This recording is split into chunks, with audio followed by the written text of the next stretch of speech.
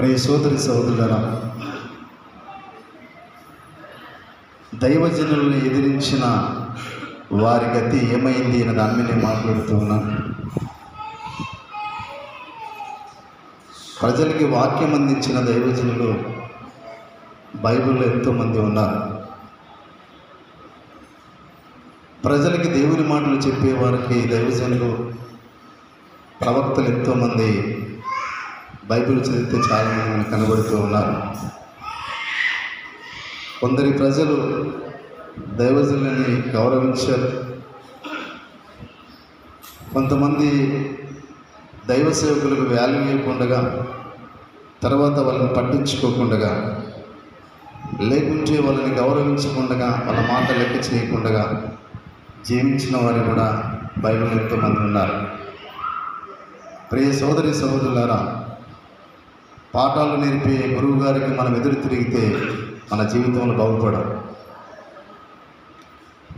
ఈ శరీరానుసరంగా జ్ఞానం నేర్చుకునే, చదువు నేర్చుకునే విద్యావంతుల దగ్గరికి వెళ్ళి మన పిల్లల్ని ఆ బోధలో లేకుంటే ఆ విద్యలో పెంచాలని ఎంతో ప్రయాసపడుతూ ఉన్నాం. చదువు చెప్పే గురువులకి, చదువు చెప్పే సార్లకు మన పిల్లలు ఎదురు తిరిగితే వాళ్ళని పట్టించుకోరు. అసలు వాళ్ళకి చదువు కూడా వచ్చే అవకాశం కనబడదు. ఎందుకంటే అలాంటి మొండి పిల్లలు కూడా మరి ఎంతోమంది భూమి మీద కనబడుతూ ఉన్నారు. అలాగనే దైవికంగా వాక్యాన్ని బోధిస్తున్న సేవకులు, దైవికంగా వాక్యాన్ని ప్రకటిస్తున్న సేవకులు ఎంతోమంది మనకు వాక్యంలో కనబడుతూ ఉన్నారు, బైబిల్లో కనబడుతూ ఉన్నారు. వీళ్ళని డిస్కరేజ్ చేసి వీళ్ళ మీద ఎదురు తిరిగి, లేకుంటే వాళ్ళకి ఎదురు మాట్లాడి వాళ్ళు ఏమన్నా ఒకవేళ మంచిగా ఉన్నారా, లేదంటే వీళ్ళ పరిస్థితి ఏమైంది బైబిల్లో ఒకసారి మనం చూడాలి. చూస్తే మనకు అర్థమవుతుంది. ప్రియ సోదరి సోదరులారా, నాయకుడైన మోషే ఉన్నాడు, దైవజనుడైన మోషే ఉన్నాడు. దేవుని నిరంతరంలో నమ్మకమైన మోషే ఇశ్రాయేలుకు నాయకుడిగా ఉన్నాడు. ఆది ఖండం మొదలు వరకు, ద్వితీయ ఉపదేశకాండం వరకు ఆయన రాశాడు. మోషే రాసిన ఆ 5 కాండాలు అద్భుతమైన కాండాలు. దాంట్లో ఎంత వర్ణన ఉంది కాబట్టి, ఇశ్రాయేలు చరిత్ర ఉంది. ఆ తర్వాత వాళ్ళు ఎలా ఉన్నారో, ఎలా నడుచుకున్నారో ఆ చరిత్ర అంతా మనకు కనబడుతూ ఉంది. ఈ ఇశ్రాయేలు సరైన మార్గంలో నడిపించాలని, ఈ ఇశ్రాయేలును సరైన త్రోవలో నడిపించాలని మోషే గారు ఎంతగానో ప్రయాసపడ్డాడు. అయినా ఈ మోషే మీద ఎదురు తిరిగిన వారు చాలామంది మనకు కనబడుతున్నారు. నేను ఒకరినిద్దరిని మాత్రమే చూపిస్తాను. ఆ తర్వాత దైవజనుడైన పౌలు గారు ఉన్నారు. ఆ పౌలు కూడా సువార్థికుడిగా పనిచేస్తున్నాడు. అతని మీద తిరగబడిన వారు కూడా చాలామంది ఉన్నారు. ప్రియ సహోదరి సహోదరులారా, చూద్దాం ఒకసారి. బైబిల్ దగ్గరికి వెళ్ళాలి, బైబిల్ చదవాలి. దేవుడు రాయించిన గ్రంథం ఇది, పరిశుద్ధమైన గ్రంథం. ఈ పరిశుద్ధమైన గ్రంథంలో ఎన్నో మనకు నీతి మాటలు కనబడుతున్నాయి, సత్యమైన మాటలు కనబడుతూ ఉన్నాయి. ఆ మాటలు మనం పట్టుకోవాలి. ఆ మాటల ప్రకారం మన జీవితాన్ని ముందుకు రంజింపజేయాలి. చూద్దాం ఒకసారి. 2వ తిమోతిలకు రాసిన పత్రిక. అంత్య దినాల్లో పరిస్థితులు ఎలా ఉంటున్నావో పౌలు గారు ఉద్దేశించి రాస్తున్న మాటల గురించి ఆలోచిద్దాం. చూడండి, 1వ వచనం. అనగా 2వ తిమోతిలకు రాసిన పత్రిక 3వ అధ్యాయం 1వ వచనం చదవడం ఫస్ట్. 2వ తిమోతిలకు రాసిన పత్రిక 3వ అధ్యాయం 1వ వచనం. అంత్య దినములలో అపాయకరమైన కాలములు వచ్చునని తెలుసుకును. ఏలైనగా మనుషులు స్వార్థప్రియులు, ధనాపేక్షలు, బింకముల వాడువారు, అహంకారులు, దూషకులు, తల్లిదండ్రులకు అవిధేయులై కృతజ్ఞత లేని వారు, అపవిత్రులు అన్నారు. ఇక్కడ ఈ జాబితా చాలా కనబడుతుంది మనకి. అంత్య దినాలలో అపాయకరమైన కాలాలు వస్తున్నాయి కాబట్టి మనుషులు ఎలాంటి వారు తెలుసా? స్వార్థప్రియులు, ధనాపేక్షలు, బింకములు ఆడువారు. ఎవరు స్వార్థం వాళ్ళకి. బింకములు వాడంటే చాలా వాళ్ళు భయభీతులు లేకుండా గర్వపడేవారు. తర్వాత స్వార్థప్రియులు, ధనాపేక్షలు అంటే ధనం మీద ఎక్కువగా మమకారం, డబ్బంటే ఎక్కువ మమకారం. తర్వాత ఆస్తుపాస్తులు సంపాదించుకోవడానికి ఎంత దూరమైన వెళుతాం, కానీ దేవుని సన్నిధికి రానికి చాలా ఇష్టపడడం. ప్రియ సోదరి సోదరులారా, ఇప్పుడు అంత్య దినాల్లో మనం జీవిస్తున్నాం. అనేక మంది ప్రేమ దేవుని మీద చల్లారిపోయింది కాబట్టి మందిరాలు ఖాళీ అయిపోతున్నాయి. మందిరంలో చాలా ప్రజలు లేక అల్లాడిపోతూ ఉన్నారు. ఏ ప్రాంతానికి వెళ్ళా సమయాన్ని పాటించేది లేదు, సమయ అనుకూలతకు రావట్లేదు, దేవుని మాట వినట్లేదు, దేవునికి లోబడట్లేదు. చాలామంది ఆ సర్వసంపదల మీద ఫోకస్ పెట్టి దాన్నే ఎక్కువగా మమకారం, దాని మీదనే ఎక్కువగా విశ్వాసం నుంచి పరిగెత్తేవారు చాలామంది ఉంటున్నారు. ప్రియ సోదరి చెప్పుకుంటూ వచ్చి లాస్ట్ మనం ఆలోచన చేస్తే ఇక్కడ 8వ వచనానికి చూడండి, చదువు 8వ వచనానికి వెళితే ఎన్నే ఎంబ్రే అని వారు మోషాన్ని ఎదిరించినట్టు వీరును చెడిన మనసు కలిగి విశ్వాస విషయములో భ్రష్టులై చూశారా. ఎన్నే ఎంబ్రే అని వారు మోషాన్ని ఎదిరించినట్టుగా వీరు కూడా చెడిన మనసు కలిగి సత్యమును భ్రష్టత్వంతో ఎదిరిస్తారట. చూసి చెడిన మనసు కలిగిన వారే, భ్రష్టత్వములో ఉన్నవారే సత్యాన్ని ఎదిరించేవారు.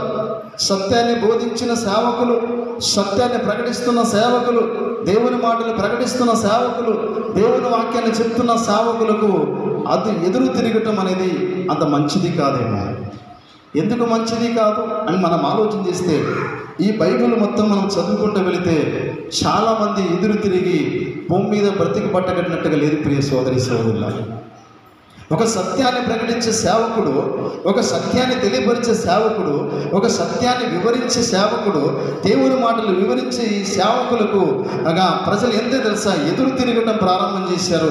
ఆనేటి నుంచి ఏటి వరకు కూడా తిరగడమే ఉంది. ప్రియ సోదరులారా, మోషకి ఎవరు ఎదురు తిరిగారంట? ఎంబ్రే అనే వ్యక్తులు మోషాన్ని ఎదిరించినట్టుగా చూశారు. మోష మీద తిరుగుబాటు చేశారు వీళ్ళు. మోష చెప్తున్న మాటలకి అడ్డం చెప్పారు వీళ్ళు. మోష దేవుని మాటలు చెప్తూ ఉంటే వీళ్ళు అడ్డంగా మాట్లాడారు. కాబట్టి ఇది అపోస్తలుడైన పౌలు గారు హెచ్చరిక చేస్తున్నాడు. మీరు కూడా చెడిన మనసు కలిగిన వారై భ్రష్టత్వం కలిగి సత్యాన్ని ఎదిరించేవారు మీరు అని మాట్లాడుతుంది మాట. భ్రష్టత్వం అంటే విశ్వాసం లేని వారు, భ్రష్టత్వం కలిగిన వారు, దేవుని మీద ప్రేమ లేని వారు, దేవుని మాటల మీద విశ్వాసం లేని వారు, దేవుని మీద విశ్వాసం ఉండి దేవుని మాటల మీద నమ్మకం ఉండి ప్రేమ కలిగిన వారు సేవకులను ఎదురు తిరిగిన ప్రియ సోదరులారా. కానీ మేము చెప్పే మాటలు అలా ఉంటున్నావో లేదని గమనించేది మీరే. ఒకవేళ మేము తప్పు చెప్పిస్తే అడగొచ్చు మీరు. ఏమని తెలుసా, అయ్యా ఈ వాక్యం ఇలా కాదు కదా, ఈ వాక్యం ఇలా కాదు కదా అడగడం తప్పు లేదు. అర్థం కాకుండా ఎన్నిసార్లు అడగొచ్చు, చెప్పించుకోవచ్చు. కానీ ఎదురు తిరగడం అనేది చాలా ప్రాముఖ్యమైనది కాదని బైబిల్ చెప్తుంది. కాబట్టి చూడండి, ఇంకేమన్నా మనం ఆలోచన చేస్తే అదే 8వ వచనానికి వెళితే చూద్దాం. మళ్ళీ చదువుతాను నేను. 8వ వచనం, ఎన్నే ఎంబ్రే అని వారు మోషాన్ని ఎదిరించినట్టు వీరును చెడిన మనసు కలిగి విశ్వాస విషయంలో భ్రష్టులై సత్యముని ఎదిరింతురు చూశాం. విశ్వాసంలో చెడిపోతే, విశ్వాసంలో భ్రష్టత్వం కలిగి కనబడుతూ ఉన్న వారికి, ఆ విశ్వాసం అనేది లేని వారికి, నమ్మకము లేని వారికి వాళ్ళు ఏం చేస్తారు తెలుసా, సత్యాన్ని కూడా ఎదిరించడానికి వాళ్ళు ఏం చేస్తారు, పూనుకుంటూ ఉంటారు. అందుకే మోషాన్ని ఎదిరించిన వారు ఎవరు అంటే ఎంబ్రే కనబడుతున్నాడు ఇక్కడ. మోషే చెప్పే మాటలకు అడ్డం వెళ్ళారు వీళ్ళు, మోషే చెప్పే మాటలకు ఎదురు తిరిగారు వీళ్ళు. అందుకే అపోస్తలుడైన పౌలు గారు తిమోతికి రాశాడు, తిమోతి నీవు నాలాంటి సేవకుడవే, నేను ఎలాగ సువార్త ప్రకటిస్తూ ఉన్నానో నువ్వు కూడా దేవుని సువార్త ప్రకటిస్తూ ఉన్నావు, రాజ్య సువార్త ప్రకటిస్తూ ఉన్నావు, క్రీస్తు పునరుత్థానం గురించి మాట్లాడుతున్నావు, క్రీస్తు జననం గురించి మాట్లాడుతున్నావు, క్రీస్తు మరణం గురించి మాట్లాడుతున్నావు. దేవుని మాటలు చెప్పేవారంతా మనం బిడ్డ. కానీ నేను వెళ్ళిపోతా, ఇంకా కొంతకాలమే నాకు ఇంకా పోయే కాలం వచ్చింది, ఈ లోకయాత్ర ముగించే టైం నాకు దగ్గర పడింది. కాబట్టి నువ్వు ఇంకా యవనంలో ఉంటూ ఉన్నావు, యవన జీవితంలో ఉంటున్నావు, నువ్వు దేవుని పని పరిచయం చేసేది చాలా ఉంది. కాబట్టి ఇలాంటి వారు ఎదురవుతారు నీకు. నీ మాటలకు ఎదురు తిరిగేవారు చాలామంది ఉంటారు, నీ మాటలు డిస్కరేజ్ చేసేవారు చాలామంది ఉంటారు. ఆనాడు మోషకి ఎదురు తిరిగిన వీళ్ళు ఇప్పుడు మనకు కూడా ఎదురు తిరుగుతారు. కాబట్టి సత్యాన్ని ఎదిరించేవారు చాలామంది ఉంటారు. బిడ్డ నువ్వు జాగ్రత్తగా సుమా అని చెప్పేసి ఒక ఉత్తరం రాస్తున్నాడు తెలుసా ఎవరికి, తిమోతి గారికి. ఎవరు రాశారు? ఇది అపోస్తలుడైన పౌలు గారు రాశారు. ప్రియ సహోదరులారా, సత్యాన్ని ఎదిరించడం అంటే, దేవుని సేవకులు ఎదిరించడం అంటే దేవుణ్ణి ఎదిరించినట్టుగానే మనకు కనబడుతుంది. కాబట్టి అందుకే ఇక్కడ ఎంబ్రే మోషాన్ని ఎదిరించారు. కాబట్టి ఇంకొక దగ్గరికి మనం ఆలోచన చేస్తే సంఖ్యాఖండానికి వెళ్దాం, చూడతాం. సంఖ్యాకాండంలో ఏం జరిగిందో ఒకసారి ప్రియ సోదరి సోదరులారా, మోషే చేస్తున్న ఆ ప్రణాళిక, మోషే నడిపిస్తున్న నాయకత్వంలో సంఖ్యాకాండంలో ఏం కనబడుతుందో, ఎవరు ఎదిరించారు, వాళ్ళ గతి ఏమైపోయిందో ఒక్కసారి మీరు చూడండి ప్రియ సహోదరి సహోదరులారా. సంఖ్యాకాండం 16వ అధ్యాయం చూడండి, మొదటి 2 వచనాలు చదువుతాం. లేవీకి మునిమనమడును, నేను చదువుతా మీరు వినండి. లేవీకి మునిమనమడును, కహాతుకు మనమడును, ఇస్వారు కుమారుడు కోరాహును చూశాను. కోరాహు లేవీకి మునిమనుడు, కాహాతుకి మనమడు, ఇస్వారుకి కుమారుడు కోరాహు. జాగ్రత్తగా వినాలి, చరిత్ర ఇది. కోరాహు గుంపు ఉంది ఇక్కడ. కోరాహు, అభిరాము, దాతానుల గుంపు కనబడుతుంది. ఈ అభిరామును, దాతాను ఎక్కడి నుంచి వచ్చారంటే రూబేలు నుంచి వచ్చారు. మీరు జాగ్రత్తగా ఉండండి. కోరాహు ఎక్కడి నుంచి వచ్చాడు? లేవీకి మునిమాడును కోరాహు, కహాతుకు మనమడును, ఇస్వారు కుమారుడను కోరాహు. రూబేనీలలో ఎలియాబు కుమారుడైన దాతాను అభిరాములను పేలేతు కుమారుడైన ఓనారును యోచించుకొని అన్నది ఇక్కడ చరిత్ర ఇది. ఈ అభిరాములు దాతానుని అండర్లైన్ చేయండి, కోరాహుని అండర్లైన్ చేయండి. మీ మైండ్లో ఈ 3 పేర్లు ఉండాలి, జాగ్రత్త వినాలి. 1 కోరాహు, 2 దాతాను, 3 అభిరామ్. ఈ 3 పేర్లు మనకి మైండ్లో ఉంటే చరిత్ర అర్థమైతే. ఇప్పుడు ఇక్కడ మోషే ఉన్నాడు, నాయకుడిగా ఉన్నాడు. అహరోను యాజకుడిగా ఉన్నాడు. యాజకత్వం చేసేది అహరోను. మనసును నడిపించే నాయకుడు ఉండేది మోషే గారు. వీరిద్దరూ అన్నదమ్ములు, వీరిద్దరూ సహోదరులు. వీళ్ళకు దేవుడు అప్పగించిన పని ఏంటిదంటే ఇశ్రాయేలు ప్రజల్ని కానానుకు చేర్చాలి. వీళ్ళు లేకుంటే మధ్యలో దేవుని మందిరంలో వీళ్ళు బలులర్పించాలి. ఎవరు? యాజకుడుగా ఉన్నాడు కదా ఆరోను, ఆయన చేసే పని అదైతే మోషే గారు ఇశ్రాయేల్ ప్రజల్ని నాయకత్వంలో ఉండి వాళ్ళకి మంచి మార్గాన్ని బోధించి మంచి మాటలు చెప్పి వాళ్ళని ఏం చేయాలో తెలుసా, పాలు తేనెలు ప్రవశించే దేశానికి నడిపించేది మోషే యొక్క నాయకత్వం. ఆల్ రైట్, మీరు వినాలి. ప్రియ సోదరి సహోదరులారా, ఈ నాయకత్వంలో జరిగిన సంగతి ఏంటిదని మనం ఆలోచన చేస్తే అక్కడ కోరాహు సంతానం ఉంటుంది, కోరాహు యొక్క వంశం ఉంటుంది, దాతాను అభిరాముల గుంపు కూడా ఉంటుంది. కాబట్టి వీళ్ళు ఏం చేశారు తెలుసా, మోషే మీద తిరుగుబాటు చేశారు. వై? ఏమి తిరుగుబాటు చేశారు? 2వ వచనం చదువు చూద్దాం.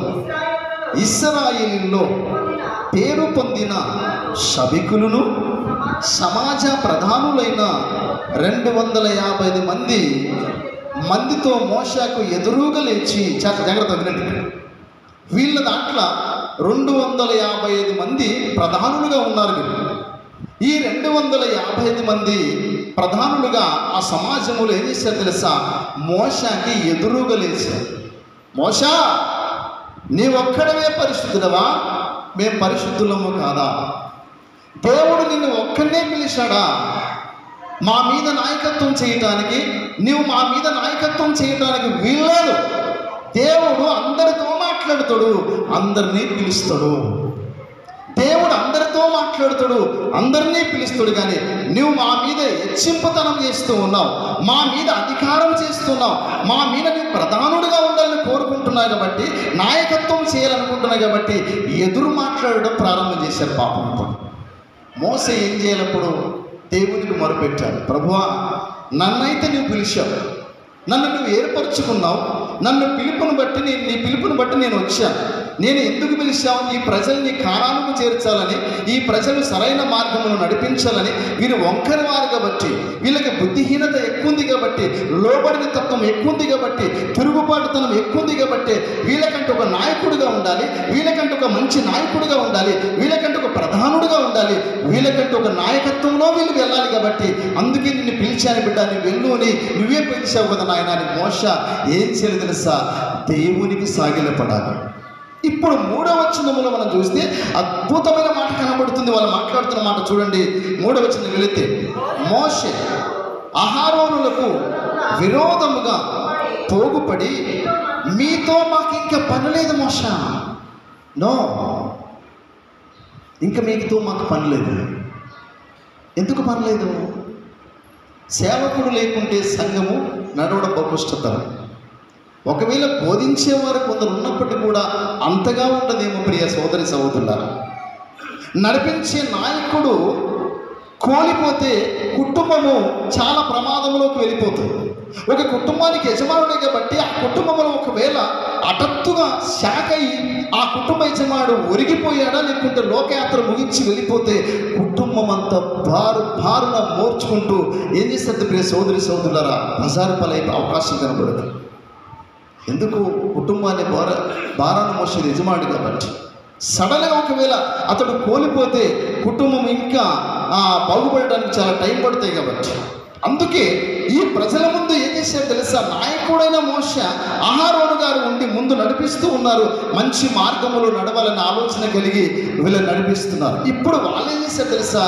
దాతాను, అబిరాముల గుంపు, కోరాహు ఏం చేశారు తెలుసా? డిస్కరేజ్ చేస్తున్నారు వీళ్ళు.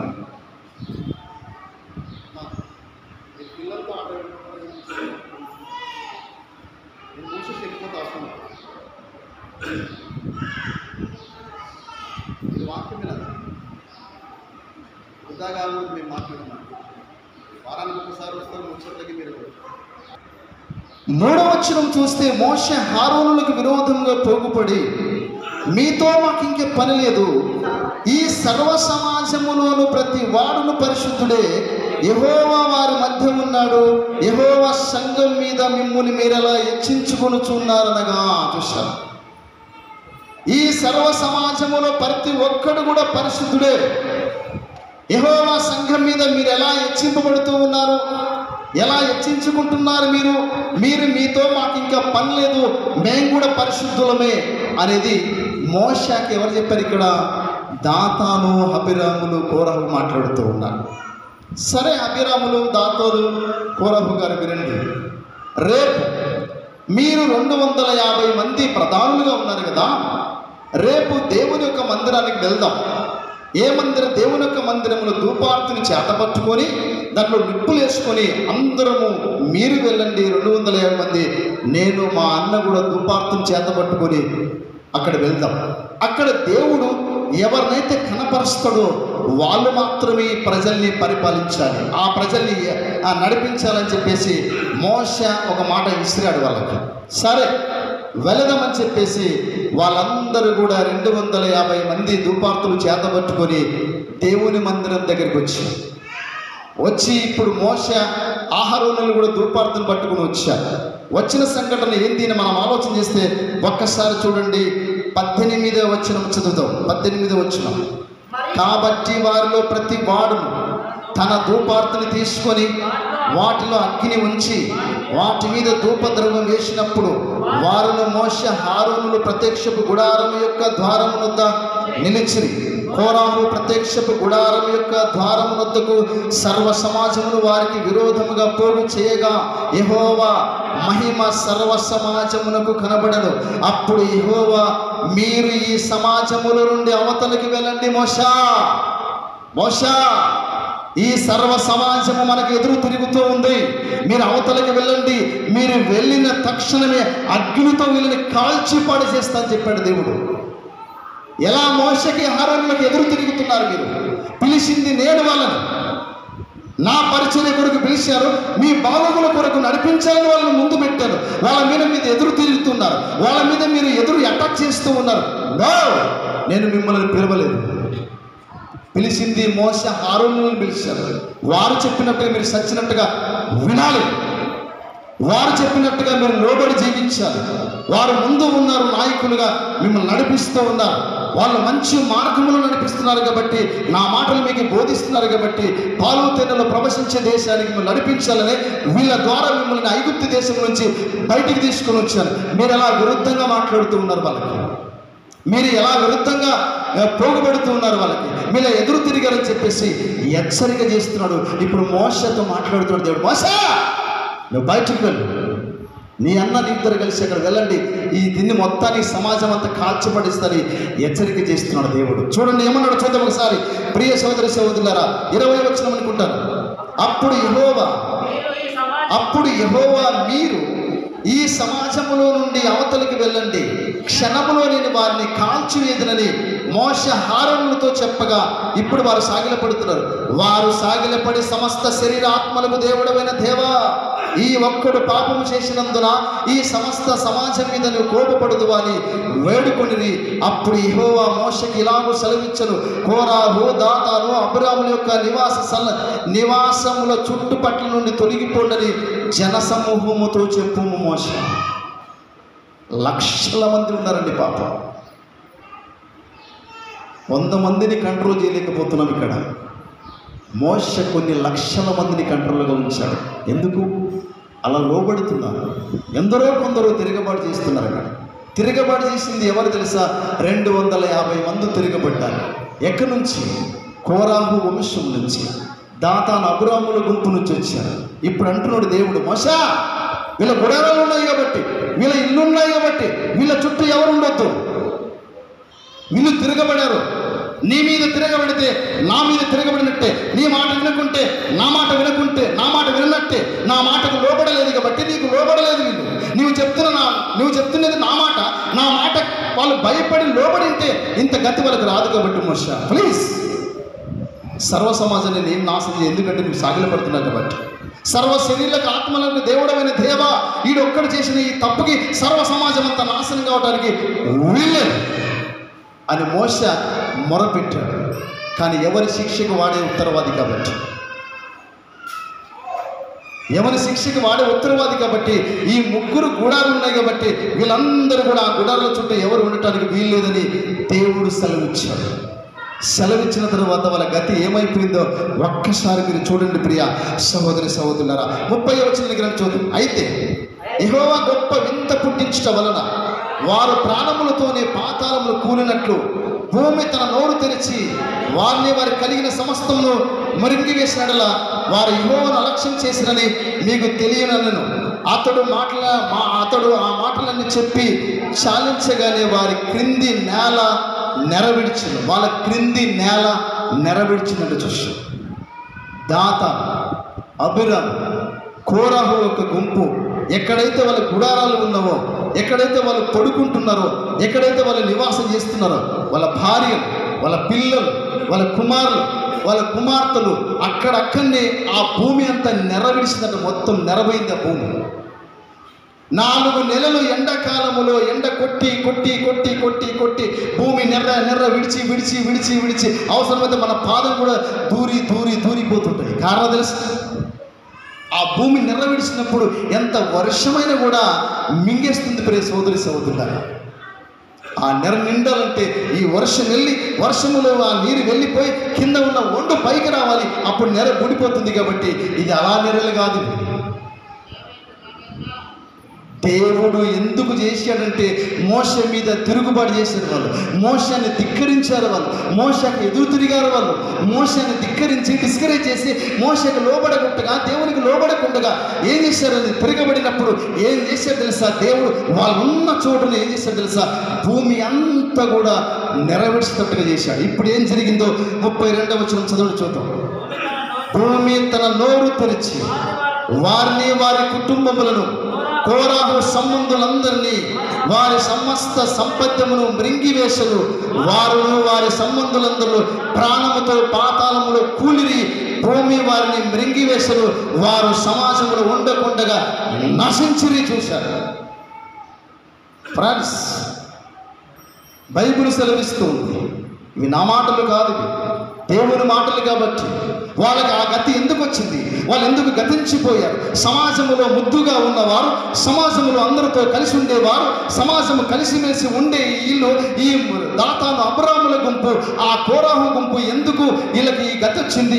వెంటనే సజీవులుగా ఉన్నారు వాళ్ళు, ప్రాణాలతోనే ఎందుకు భూమిలోకి దిగిపోయారంటే దేవుణ్ణి ధిక్కరించారు వాళ్ళు. దేవుని మాటలు చెప్పే దైవ సేవకుల మీద అడ్డమల్లారు వాళ్ళు, అడ్డం తిరిగారు వాళ్ళు, తిరుగుబాటుతనం ఉంది వాళ్ళలోన. వాళ్ళని ఎగతాళి చేశారు వాళ్ళని, వాళ్ళ మాటకు లోబడట్లేదు. కాబట్టి దేవుడు 2 కళ్ళతో చూస్తూ ఉండగానే, సర్వ సమాజం అంతా చూస్తూ ఉండగానే, లక్షలాది మంది చూస్తుండగానే ఆ 3 గుంపుల వారిని లోపలికి తీసుకుని వెళ్ళిపోయాడు. అట్టనే ప్రాణాలు కోల్పోయారు. బైబుల్లో వీళ్ళంటి మరణం ఎక్కడ కూడా కనపడి తెలుస్తుంది కదా. సజీవులుగా ఉన్నవారు ఎప్పుడైనా భూమి లోపలికి వెళ్ళిపోయారండి? ఎవరు వెళ్ళలేదు, ఎవరు. కానీ వీళ్ళ మరణం ప్రత్యేకత ఉంది కాబట్టి. దాతాను అభిరాముల గుంపు కోరాము యొక్క సంతానం ఏమీ తెలుసా ప్రియ సోదరి సోదరులారా? అంత భూమిలోకి దిగిపోయింది, పాతాళంలోకి వెళ్ళిపోయారు వాళ్ళు ప్రాణాలతోనే. అక్కడ ఉన్న సర్వ సమాజం అంతా చూసి భయభీతులతో అల్లాడిపోయారు ప్రియ సోదరి సోదరులారా. అరే మేము కూడా ఈ తిరుగుబాటు చేసింటే మాకు కూడా ఈ గతి వస్తుంది కాబట్టి మాకు దేవుడు చాలా మంచి అవకాశం ఇచ్చాడని చెప్పేసి భయపడిపోయారు మిగతా సైన్యం అక్కడ. కారణం ఆ గుంపు అలా నాశనమైతే ఈ 250 మంది ధూపార్తులు పట్టుకున్న వారి పరిస్థితి ఏం జరిగింది ఇప్పుడు చూద్దాం. 35వ వచనం దగ్గర నుండి చూద్దాం. మరియు యెహోవా యొద్ద నుండి అగ్ని బయలుదేరి ధూపార్పణము తెచ్చిన ఆ 250 మందిని కాల్చివేసిన చూశాను. ఎందుకు కాల్చాడయ్యా దేవుడు? మన దేవుడు ఇలాంటి వాడు కదని మీకు ప్రశ్న రావాలి ఇప్పుడు. వినకుంటే నీ పిల్లల్ని నువ్వు చంపేసి చంపతో ఎలా కొడతావో, నీ పిల్లల్ని వినకుంటే పెత్తం ఎలా వాడతావో, నీ పిల్లల్ని వినకుంటే వాళ్ళని ఎలా నువ్వు శిక్షిస్తావో, దేవుడు వినకుంటే మనకు కూడా శిక్ష పెడతాడు, మనకు కూడా సురుకులు పెడతాడు, మనం కూడా ఇలాంటి పరిస్థితుల్లోకి వెళ్ళవలసి వస్తుంది. ప్రియ సోదరి సోదరులారా, దేవుడు బుద్ధి చెప్పటానికి, మనకి దేవుడు మనం సరిచేసుకోవడానికి వాళ్ళ 2 కళ్ళతో ఈ గుంపులను చూశారు. అట సజీవులుగానే భూమిలోకి దిగిపోయారు వాళ్ళు. కారణం ఎందుకు తెలుసా? మోషే మీద తిరుగుబాటు చేశారు. మోషే మీద తిరుగుబాటు చేసిన వాళ్ళ గురించి పౌలు గారు రాస్తే, ఇక్కడ చూస్తే ఈ మోషే గారి సంఖ్యాఖండం రాసింది కాబట్టి, ఓ కోరాహు, ఓ దాతాను, ఓ అబ్రాములు, మీరు నా మీద తిరుగుబాటు చేశారు. నా మీద తిరుగుబాటు చేస్తే పర్వాలేదు, కానీ నాలో ఉన్న దేవుని మాట మీరు ధిక్కరించే కాబట్టి ఆ దేవుడే మిమ్మల్ని చూసుకుంటాడని దేవునికి అప్పగించాడు. దేవుడే వీళ్ళకి తీర్పిచ్చాడు. హుషారా, ఆలోచించండి ఒకసారి. దేవుని వాక్యం ఎంత భయంకరమున్నదో మీరు చూడండి. దేవుని వాక్యం ఎంత పవర్ ఉన్నదో మీరు చూడండి. ప్రియ సోదరి సోదర, ఆయనను ప్రేమిస్తే, ఆయనను గణపరిస్తే, ఆయనలో ఉండి జీవిస్తే, ఆయన కొరకు బ్రతుకుతూ ఉంటే నీకు ఏ ఆపద వచ్చినా, ఏ అక్కర వచ్చినా, ఏ బాధ వచ్చినా, ఏ కష్టం వచ్చినా, ఏ వ్యాధి వచ్చినా, ఏ సమస్య నీ కుటుంబాన్ని తాకినా దేవుడు నీకు నిండుగా మెండుగా తోడుగా ఉండి నిన్ను ఖచ్చితంగా ఆ భయంకరమైన శ్రమలోకి దాటి వెళ్ళనీయకుండా కాపాడటానికి రెడీగా ఉన్నాడని గుర్తుపెట్టుకోవాలి. ఎప్పుడైతే నీ మెడ దేవునికి వంచదో, ఎప్పుడైతే దేవుని మీద తిరుగుబాటు చేస్తావో, దేవుని పిల్లలు చెప్తూ ఉంటే వాళ్ళ మాటలకి అడ్డంగా నువ్వు మాట్లాడుతూ ఉంటే, అడ్డంగా తిరుగుతూ ఉంటే, దేవుని కోపము రవంతరంగా నీ మీదికి ఖచ్చితంగా రాబోతుందని, నా మీద కూడా రాబోతుందని గుర్తుపెట్టుకొని ముందుకు వెళ్ళాలి. ప్రియ సోదరి సోదరులారా, సర్వ సమాజం 2 కళ్ళతో చూసి ఏం జరిగిందో చూడండి. ప్రియ సోదరి సోదరు, ఏం జరిగిందో ఒకసారి చూడండి. ప్రియ సోదరి సోదరులారా, చూద్దాం ఒకసారి. 36వ వచనం. అప్పుడు యెహోవా మోషేకి ఇలాగ సెలవిచ్చెను, నీవు యాజకుడు అహరోను కుమారుడైన ఎలియాజరుతో ఇట్లనము, ఈ అగ్ని మధ్య నుండి ఈ ధూపార్తులను ఎత్తుము, అవి ప్రతిష్టమైనవి, అగ్ని దూరముగా చల్లము. పాపం చేసి తమ ప్రాణములకు ముప్పు తెచ్చుకుని వీరి ధూపార్తులు తీసుకొని బలిపీఠములకు గుప్పలుగా వెడల్పోయిన రోగులను చేయవలెను. వారు యెహోవా సన్నిధికి వాటి తెచ్చినందున అవి ప్రతిష్ఠితమైనవి, అవి ఇశ్రాయేలుకు అనవాలుగా ఉండును. ఆరోను సంతాన సంబంధిని అన్నుడైన ఎవడును యెహోవా సన్నిధిని ధూపం అర్పింప సమీపించి కోరాహు వలె అతని సమాజం వలె కాకుండానట్లు ఇశ్రాయేలు జ్ఞాపకం చేసుకునగా ఉండుటగా యాజకుడైన ఎలియాజరు కాల్చబడిన వారు అర్పించిన ఇత్తడి ధూపార్తులను తీసి యెహోవా మోషే మీద తనతో చెప్పినట్లు వాటితో బలిపీఠమును కుప్పగా వెడలిపిన రేకులు చేయించను. మర్నాడు ఇశ్రాయేలు సర్వ సమాజం మోషేకు ఆరోనులకు మళ్ళీ ఎదురు తిరిగారట. ఎంత భయంకరం అండి వీళ్ళు. అయినా మారలేదు ఇంకా వీళ్ళు. ఇక్కడ 250 మంది అగ్నితో దేవుడు కాల్చేశాడు. అభిరాములు దాతాను గుంపు కూడా ఏమైంది తెలుసా? అక్కడ నెరవేర్చి కోరహంత చచ్చిపోతే దాదాపు 44,000 మంది మళ్ళీ తెగులుతో చంపించేశాడు దేవుడు. కారణం తెలుసా? దేవుని మీద తిరుగుబాటు చేశారు ప్రజలు. కానానుకు చేర్చడానికి ముద్దుగా దేవుడు కోరుకుంటే ఈ ప్రజలు మార్పు చెందలేదండి పాపం. ఆ నేటి వరకు ఈ నేటి వరకు కూడా ప్రజలు అలాగనే ఉంటున్నాం. మనం ఎందుకు మారట్లేదండి? ఎందుకు దేవుడు ఏమైనా తీసుకుని వచ్చి కూర్చోండి అన్నాడా? ఏమి తీసుకోకుండా కూర్చోండి నన్ను ఆరాధించిన దేవుడు చెప్తే మనం అలాంటి బలహీనతలోకి వెళ్ళిపోతున్నాం. మనం ప్రియ సోదరి సోదరులారా, ఇలా అయిపోయారు. ఇంకా మనం ఆలోచన చేస్తే చూడండి, పౌలు మీద ఎవరు తిరుగుబాటు చేశారో చూద్దాం.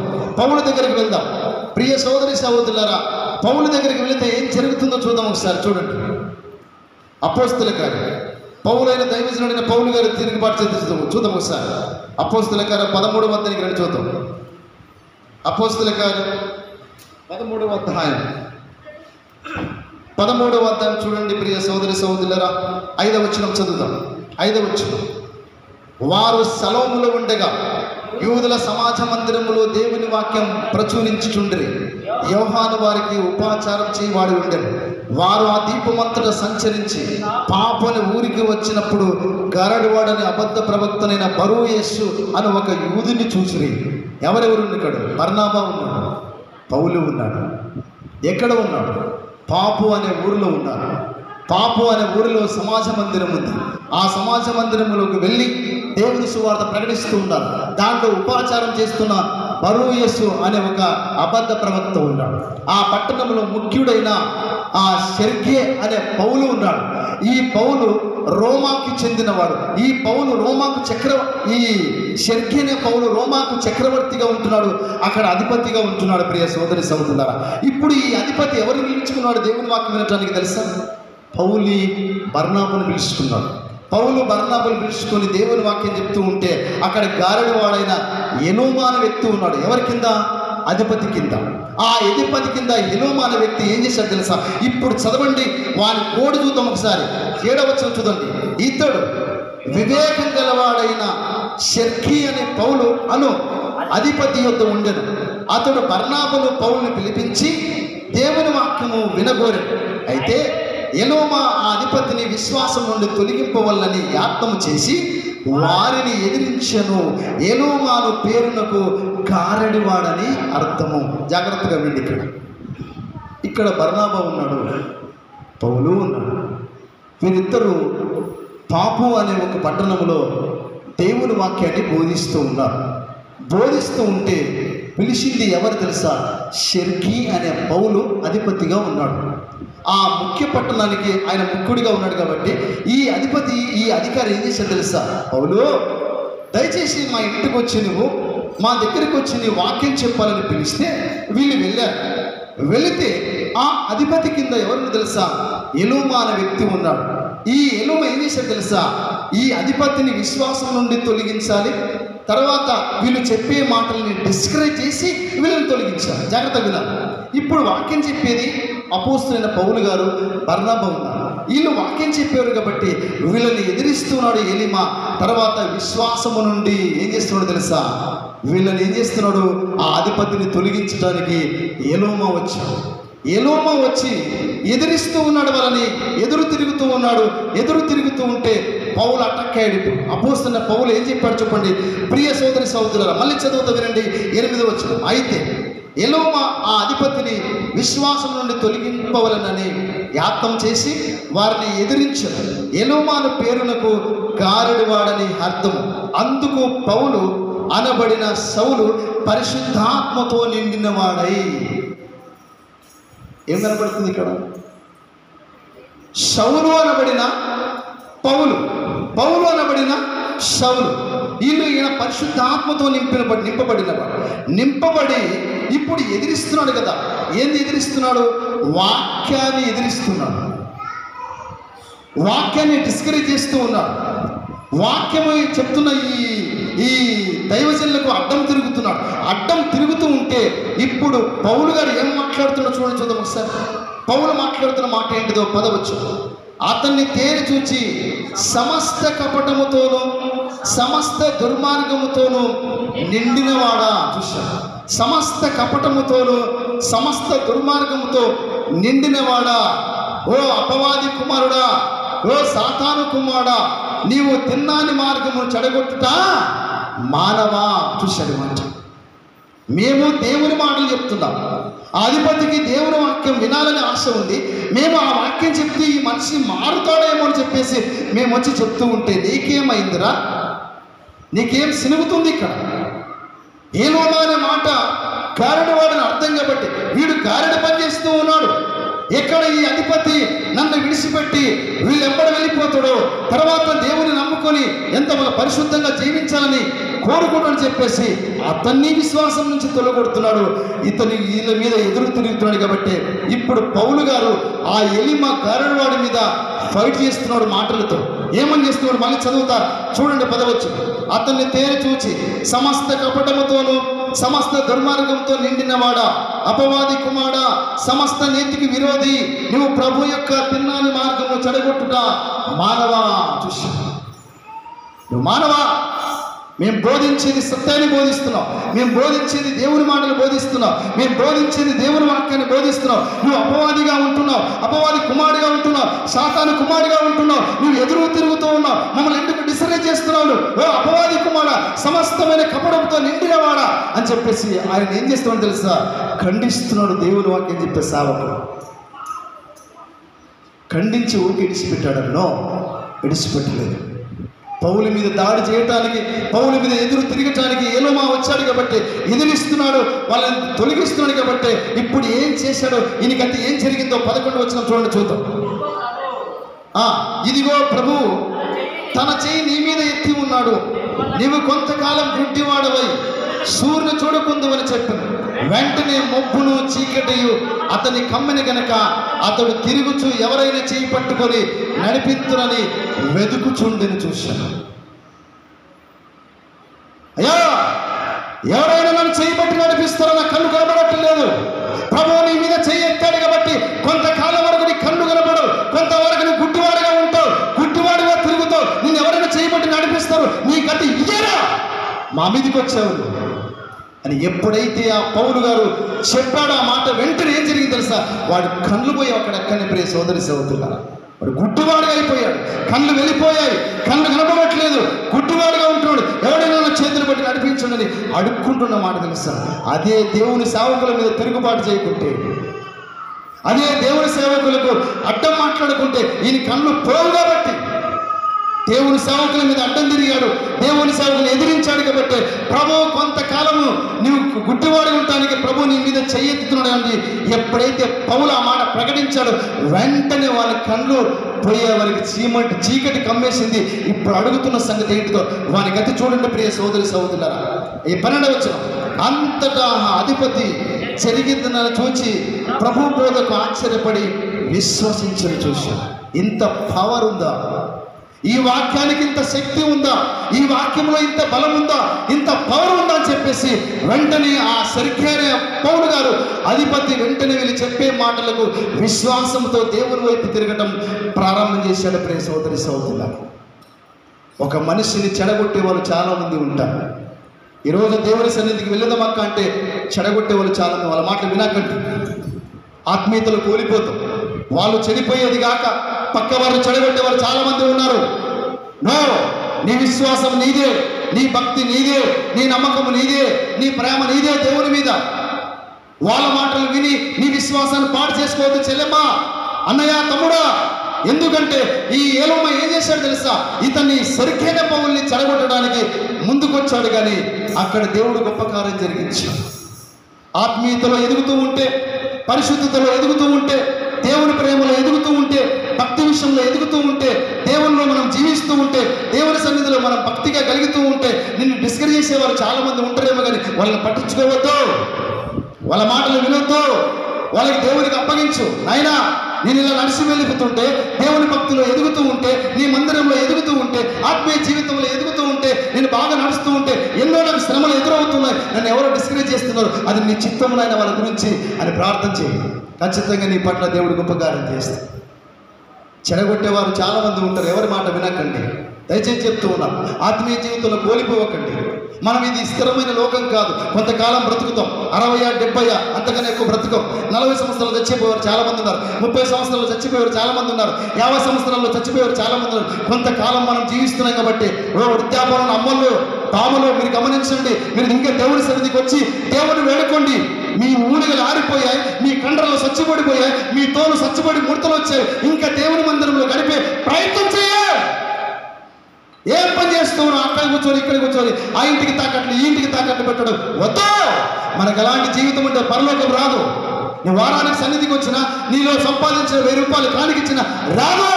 ఎందుకంటే నువ్వు దేవుని సన్నిధిలో నీ మూలికలు ఆరిపోయాయి కాబట్టి, నీకున్న చచ్చుబడింది నీ శరీరం అంతా, నలిగిపోయింది నీ శరీరం. వృద్ధాపంలో ఉన్న వారు చెప్తున్న దయచేసి గమనించండి. పని చేయలేం కాబట్టి దేవుని సన్నిధిలో వచ్చి మీరు దేవుని వేడుకోండి, దేవుని దగ్గరగా రండి.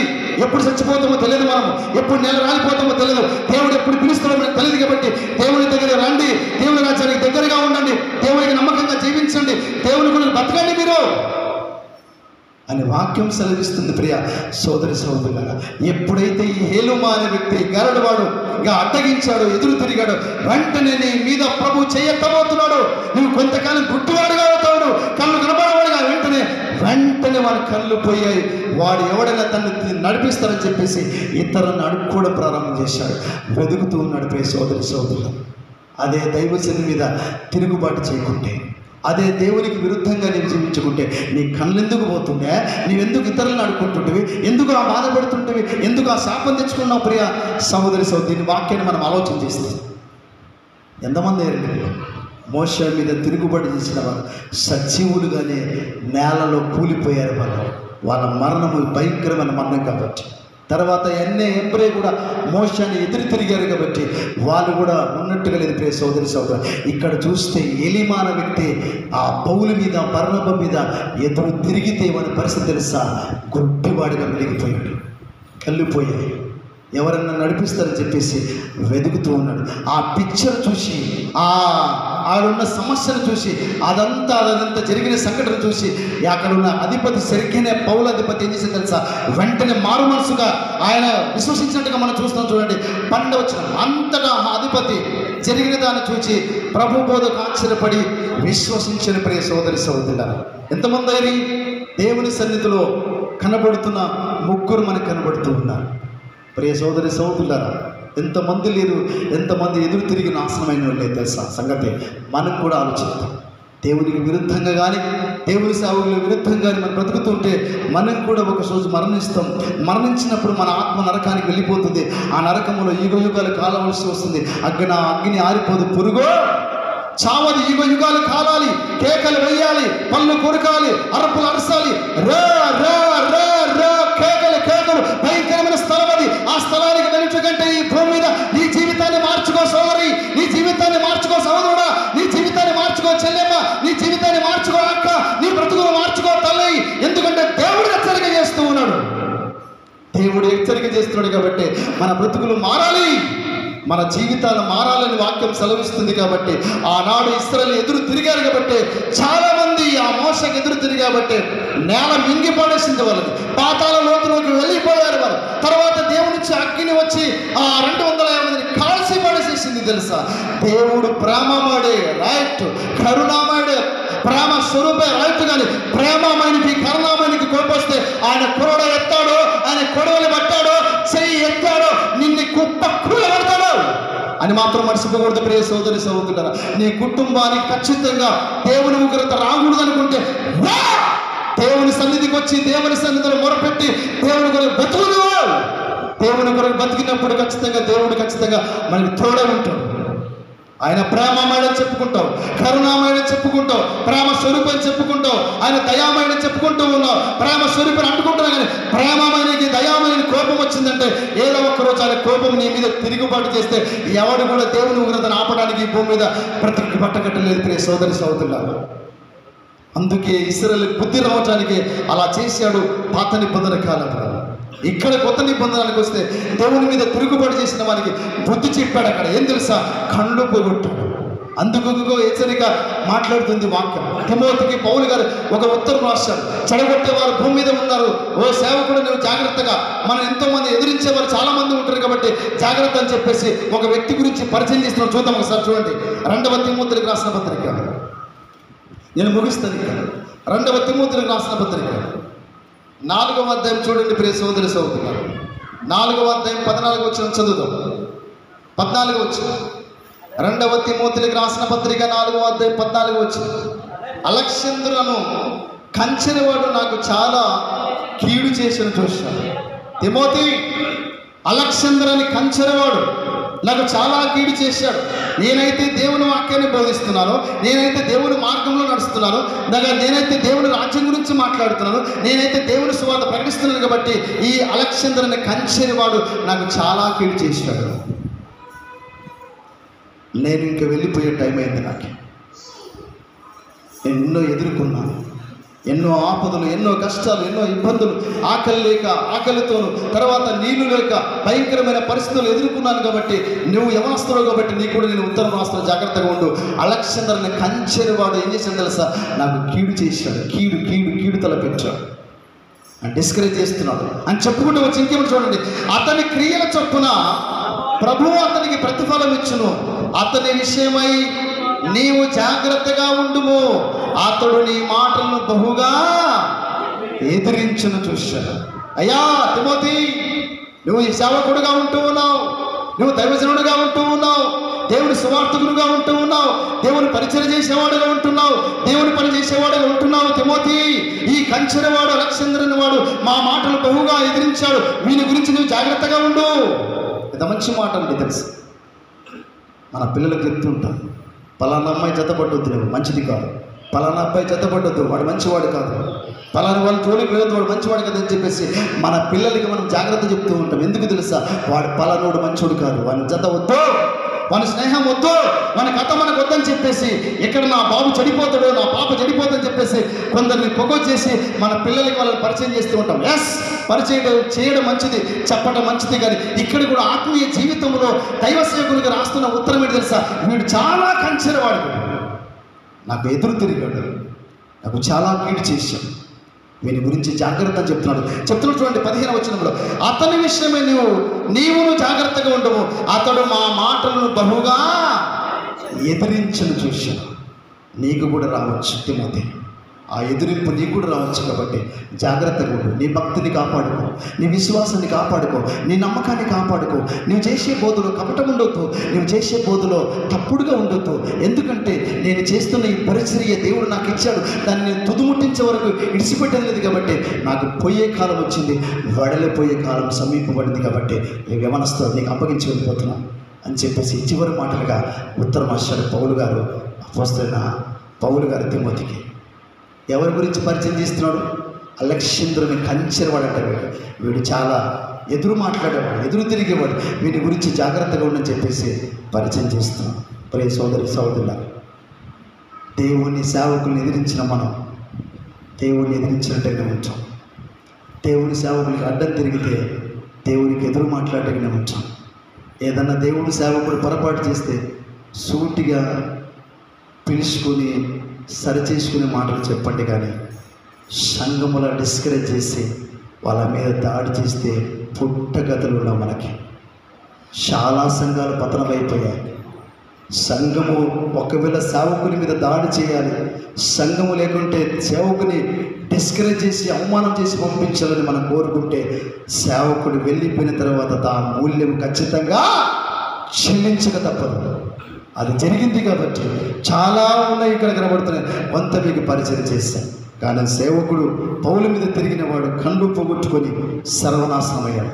మోషే మీద తిరుగుబాటు చేసిన దాతాను అబ్రాహాముల గొప్ప కన్యగా నాశనం అయిపోయారు. ప్లీజ్ దయచేసి 2 చేతులు మీకు జోడి చెప్తుంది, దేవుని దగ్గరగా కాండి, దేవునికి సమీపంగా బ్రతకండి, ఆయన రాజ్యానికి దగ్గర కావండి. మీ విశ్వాసాన్ని, మీ నమ్మకత్వాన్ని కాపాడుకోండి. మన దేవుడు ప్రేమమయుడు, చూస్తున్న దేవుడు. ఆ చూసే దేవునికి క్రమంగా మనం దేవుని శోధన నడుచుకొని దేవుని కొరకు దేవుడి కలముసుకుని ప్రార్థన చేసుకున్నాం. అందరి తల ఉంచి, దయగలిగిన మా తండ్రి, మీ ఘనమైన పాదములకు స్తోత్రాలు చెల్లిస్తున్నాం. మీ యొక్క అపారమైన ప్రేమను బట్టి, మహాకృతను బట్టి, ఎన్నే ఎంబరేమోషామిని ఎదురు తిరిగినట్టుగా చెడిన మనసు కలిగి విశ్వాసంలో భ్రష్టత్వమై సత్యాన్ని ఎదిరించేవారు మీరని నా తండ్రి ఖండిస్తున్నాడు పౌలు గారు. అవునైనా మా సంఘం నీ వైపు చూసే భాగ్యాన్ని ప్రసాదించు, మీ సన్నిధిలో ఉండే జీవితాన్ని ప్రసాదించు. అయ్యా, నేను నమ్ముకొని నీ యందు భయభక్తులు కలిగిన బ్రతులుగా మీరు దయచి సేవకులను ప్రేమించే సంఘముగా కనబడుతుంది నాయన. సేవకులకు ఆతిథ్యం ఇచ్చే సంఘముగా కనబడుతుంది నాయన. సేవకులను ప్రేమించేది, సంఘీవులకు ఆతిథ్యం ఇచ్చేది, సేవకుల మీద నా తండ్రి నాయన చేర్చుకునేది ఎంతో గొప్ప మనసు ప్రభువా. నీ పేరట మేము వచ్చాం, ఈ మాటలు అందించడానికి వచ్చాం.